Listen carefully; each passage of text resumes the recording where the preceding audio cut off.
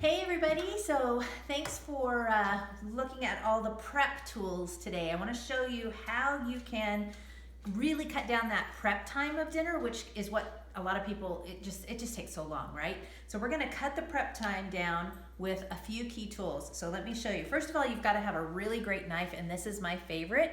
This is the 5-inch Santuko knife.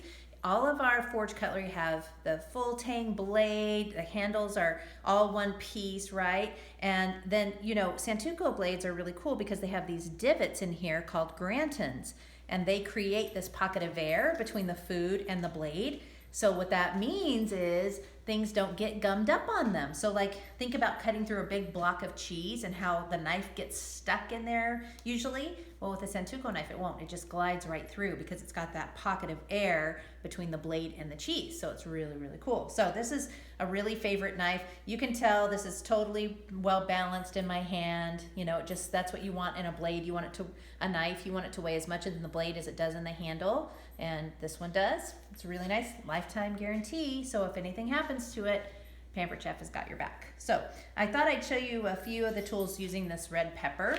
So let's just first of all take the top off. And you know how inside, especially if you're doing stuffed peppers, you've got to take the core out. There's this little tool called the scoop loop, and it's got a wide end and a narrow end. And this thing is so neat because it's nylon, so it's got a serrated edge to it, and it's great for scooping out the center of peppers like this, so you don't have to get your knife in there. Let's see if I can show you that. Get the seeds out.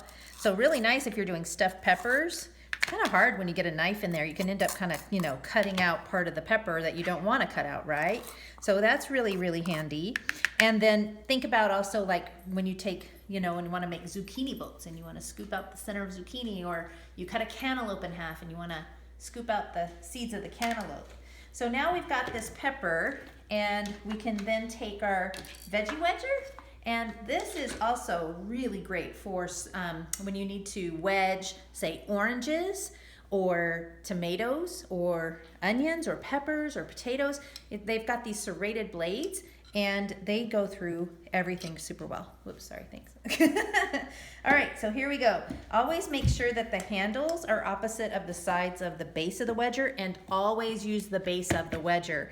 You never want to do this. Okay, it's not safe. You want to put it up on the base like this, and then just sort of let the wedger do the work, rock back and forth, and you get these really nice even slices, wedges.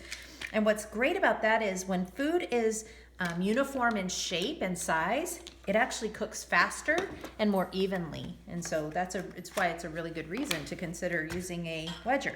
Now this is called the quick slice, and some of you may have had the Egg Slicer Plus. It's a little white tool that has a wire frame in it, and you use it for slicing, say, hard-boiled eggs or strawberries or olives, bananas. Well, it can only hold a little bit at a time, but look at this. This is like the Egg Slicer Plus on steroids. These serious stainless steel blades, right? And then you've got this base, and so what we can do is make strips with our peppers pretty easily here just by putting them on like that, and then just kind of rocking, oops, let me make sure I've got room here, kind of rocking back and forth again, down through, and you get these really nice strips. It's not handy. So, yes, could you do that with a knife? Yeah, absolutely you can.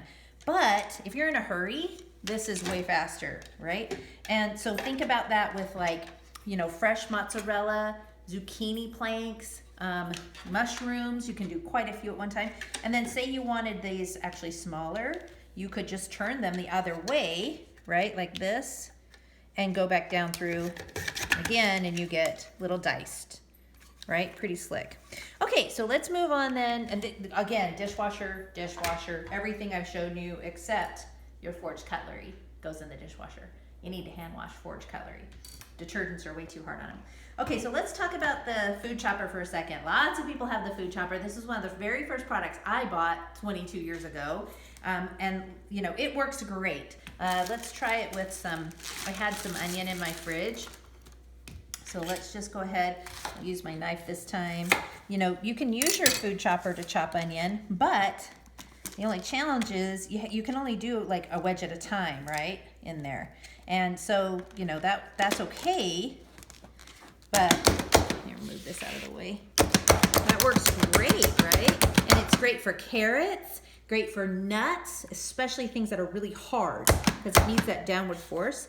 So that's pretty slick, right? You get some really nice chopping there, but you can only do a wedge at a time. So even though this is great for nuts and chocolate, I'm sorry, carrots, you could do some chocolate in there too, I suppose. What I really love is the manual food processor. So this has a blade that comes out. It's got 3 blades here that are curved, and it really tosses the food up and around inside the manual food processor. And what I really like about this, you guys, first of all, it just sits right here.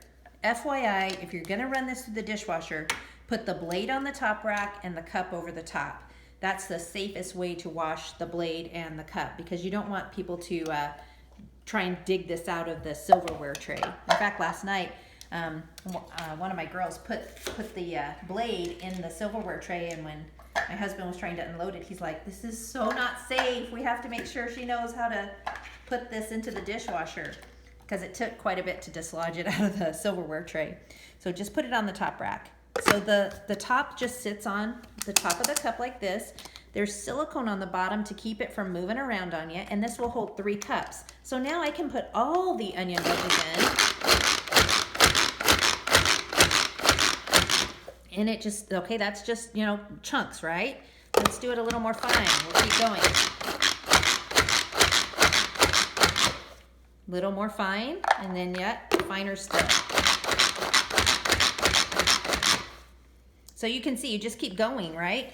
So think about it, you could use this to make salsa in it, because you could put a wedge of onion in and then some wedges of tomato and some cilantro and garlic and make it all inside the manual food processor. You could pack it with basil, put olive oil and fresh garlic in, and make a pesto. You can even make milkshakes in here with softened ice cream and some milk and some chocolate syrup. What else do we do in here?